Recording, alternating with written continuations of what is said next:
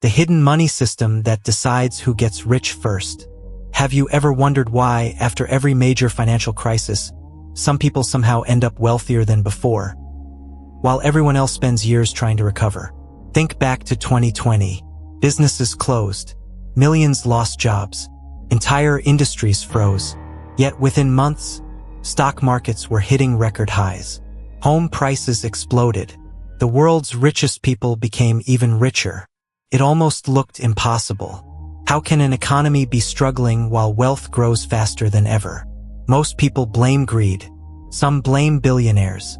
Others blame politicians. But there's another answer, one that's rarely discussed. Because behind every economy is a hidden money system. A system that quietly decides who receives new money first, who gets to buy assets before prices rise, and who ends up paying for it later. And once you understand this system, you'll never look at money the same way again. Imagine you're sitting at a poker table. The dealer suddenly announces something unexpected.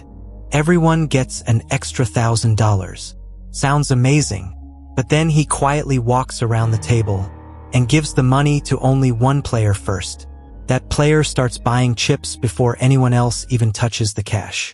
By the time the rest of the table receives their money, the price of the chips has doubled. Everyone technically received the same amount, but only one person got the cheap chips. That tiny difference changes everything. This is essentially how modern money enters the economy. Not through your paycheck, not through your bank account, and definitely not equally. Let's start with something that surprises almost everyone. Most money doesn't actually exist as physical cash. In the United States, less than 10% of the money supply exists as notes and coins. The overwhelming majority exists only as numbers inside banking systems, digital entries, balances, loans, which means most money is created the moment someone borrows. Think about that. When a bank approves a mortgage for $500,000, it usually isn't handing over money that someone else deposited years ago. Instead, the banking system creates a brand new deposit. New purchasing power appears. It's legal, it's normal, and it's how modern economies function. Now imagine this happening millions of times every year. Every mortgage, every business loan, every corporate credit line. New money enters the economy, not all at once, but continuously. Here's where things become interesting. Who gets access first? Not everyone. Large corporations borrow at low interest rates. Governments issue bonds. Major financial institutions have access to enormous pools of liquidity. Investment firms borrow billions. Private equity funds borrow billions more. Meanwhile, an average family applies for a mortgage, or a small business struggles to qualify for financing. Already, the order matters, because whoever receives newly created money first can spend it before prices fully adjust. Economists actually have a name for this phenomenon. It's called the Cantillon Effect, named after Richard Cantillon, an economist writing almost 300 years ago. His observation was simple. When new money enters an economy, it doesn't magically appear in everyone's wallet at once. It enters through specific doors. Those closest to those doors benefit first. Everyone else experiences the consequences later. Think of dropping food into an aquarium. The fish nearest the surface eat first. The fish below eventually get something, if anything remains. Money behaves surprisingly similarly. Let's use a simple example. Imagine a city with only 10 houses. Each costs $300,000. Now banks suddenly make borrowing much easier. Interest rates fall. Investors receive cheap financing. Developers gain easy credit. The first buyers rush into the market. Demand rises. Prices increase. Soon every house costs $400,000. Eventually, ordinary families finally qualify for loans. But now they're paying an extra $100,000. Nothing about the houses changed. Only the money changed. This happens constantly, not just with housing. Stocks, commercial real estate, private businesses, luxury collectibles, even artwork. The first recipients of new money often buy assets. Everyone else buys higher prices. Now let's rewind to one of history's biggest financial experiments. The year is 2008. The global financial system nearly collapses. Banks fail. Credit markets freeze. Confidence disappears almost overnight. Governments panic. Central banks launch extraordinary rescue programs. Interest rates fall close to zero. Then something called quantitative easing begins. The name sounds technical. The reality is simpler. Central banks begin purchasing massive amounts of financial assets. Trillions of dollars. New reserves enter the banking system. Financial institutions suddenly have enormous liquidity. The goal is understandable. Prevent economic collapse. Stabilize markets. Avoid another Great Depression. But something else happens. Asset prices begin climbing. Stocks recover. Corporate bonds recover. Real estate eventually recovers.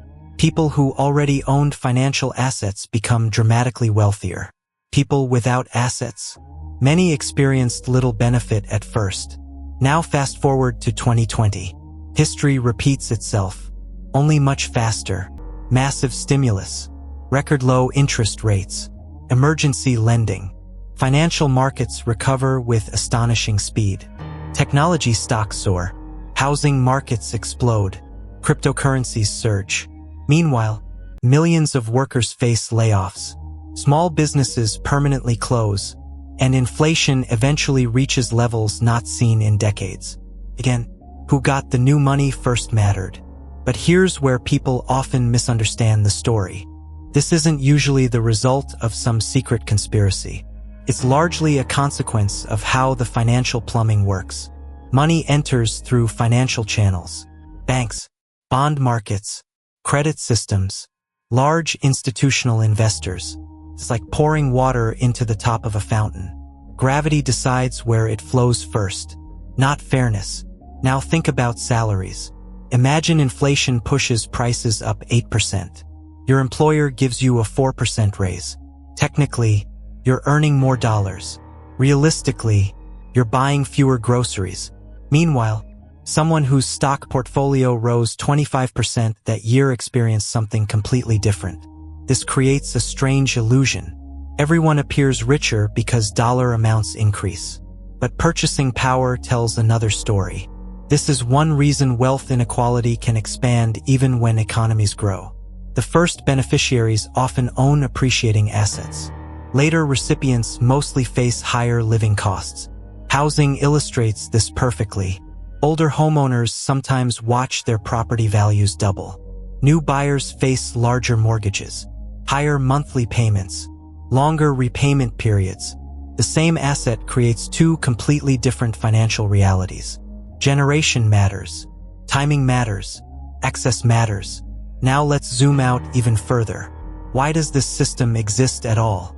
Because modern economies depend heavily on credit. Businesses borrow to expand. Consumers borrow to buy homes. Governments borrow to finance spending. Without continuous lending, economic growth often slows dramatically. Debt fuels investment. Investment creates production. Production creates income. Income supports more borrowing. It's a loop, an incredibly powerful loop. But there's a catch. The system increasingly depends on ever larger amounts of debt. If borrowing slows, economic activity often weakens. Central banks lower interest rates. Governments stimulate demand. Credit expands again. New money enters. Asset prices respond. The cycle continues. Think of riding a bicycle uphill. As long as you're pedaling, everything seems stable. Stop pedaling, and balance becomes much harder. Modern finance sometimes resembles that bicycle. Now here's an irony. People often believe hard work alone determines wealth. Hard work absolutely matters. Skills matter. Innovation matters. Discipline matters. But timing inside the money system also matters. Buying assets before easy credit floods markets looks very different from buying afterward. The same house, different decade, completely different outcome. The same stock, different interest rate environment, completely different returns. Sometimes people mistake favorable financial conditions for extraordinary investing genius. Sometimes brilliant people struggle simply because they entered at the wrong point in the cycle. Context changes outcomes. Let's talk about inflation for a moment. Most people imagine inflation as businesses randomly raising prices. Sometimes that's true, but often inflation begins with more purchasing power chasing roughly the same amount of goods. Imagine an auction with 10 paintings. 10 buyers each have $100. The paintings sell for around $100 each. Now suddenly every buyer has $200. Still only 10 paintings. Guess what happens? Prices rise. Nobody painted faster. Nobody created more value. There was simply more money competing for limited supply. Now imagine who received the extra money first.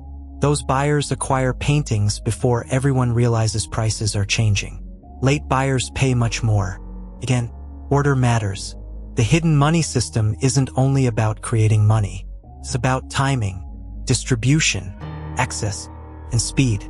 This also explains why financial markets often move long before the real economy. Investors constantly ask one question: where is liquidity going next?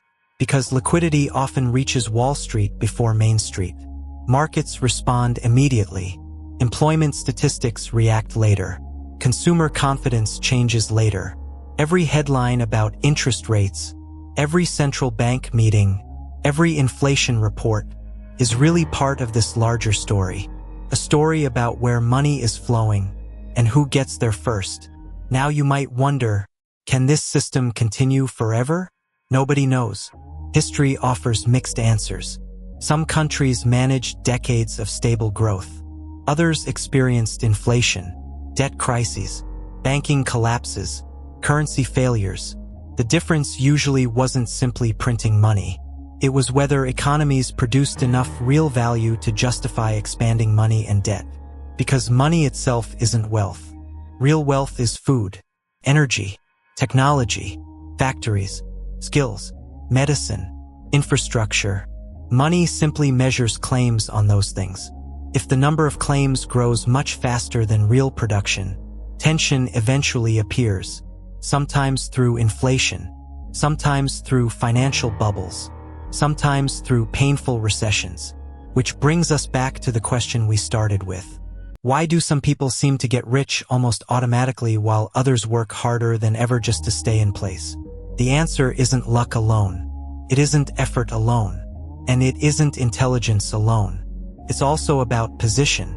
Position inside a financial system where money doesn't enter everywhere equally, where credit flows through specific channels, where asset prices often react before wages, and where being first can quietly change everything. Most people spend their lives chasing money, without ever asking where money comes from, or who receives it before they do. And maybe that's the biggest hidden advantage of all. Because once you stop seeing money as just paper or numbers, and start seeing it as a moving system, you begin noticing something almost impossible to unsee. Every major financial event, every boom, every crash, every housing surge, every stock rally, starts with the same question. Not how much money exists, but who gets it first. And if that question determines winners and losers today, what happens the next time trillions of new dollars enter the system?